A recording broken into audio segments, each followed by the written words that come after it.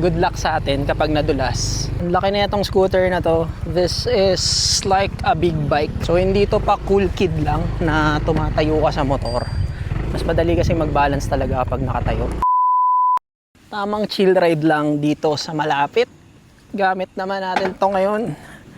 Kasi baka magtampo siya.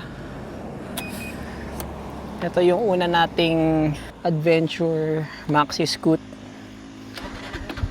Ang pangalan nito is Kala. Kasi para siyang kalabaw. Medyo madulas dito at hindi tayo naka dual sport. Kaya medyo ingat. So ano bang technique kapag ganito? Well, dapat chill lang. Ang laki na itong scooter na to. This is like a big bike. Pero siya ay 300cc lang. Kasi ito ay Kymco DTX 360. Medyo may kabigatan. Pero ang nagustuhan ko dito sa motor na to is sobrang laki nung compartment niya. Yung underseat compartment sobrang laki. Kasya yung dalawang full face na helmet. Hindi na siya naka dual sports na gulong kasi wala lang. Madalas ko naman kasi siyang gamitin sa street. Tsaka ginagamit ko lang to kapag may kasama. So ang disadvantage dito sa gulong na to is madulas sa mga ganito. Bakit mo kailangan tayuan yung motor kapag mga ganito? Kasi syempre mas madaling mag-balance. So hindi to pa cool kid lang na tumatayo ka sa motor. Mas madali kasi mag-balance talaga kapag nakatayo.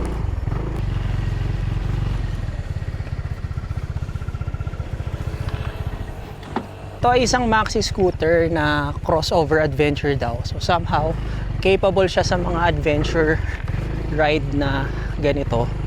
So, akala nung iba nag-exhibition ka kapag tinatayuan mo yung motor. Pero kapag ganito talaga yung off-road, mas magandang tayuan kasi mas stable or magagawa mo yung balance dun sa motor. Mas madaling kontrolin. Tapos alalay lang sa preno. Since this is a maxi scooter, wala siyang engine brake. So ang preno natin is preno talaga. Preno ng likod na gulong. Ang sarap niyang tayuan, no? Kahit ang laki at ang bigat na itong motor. Since maganda yung torque niya, malakas yung power. Kaya kayang-kaya. Okay pa rin pang adventure. Yung gulong natin, ano to Pirelli Angel scooter na. So street tires na hindi ganun kaganda pang off-road. Kung naka dual sport pa tong motor natin, mas maganda sana yung traction. Tsaka hindi ako masyadong mag-aalangan dito kasi grass tapos lupa tapos medyo basa pa, delikado. Nadulas na rin ako dito sa mga ganito, kaya ingat na rin. Tapos itong nasa harapan ko, yan, bangin na yan. So pag nalaglag ako dyan, edi goodbye. Saya, di ba? So alalay lang na hindi ka mag-i-skid.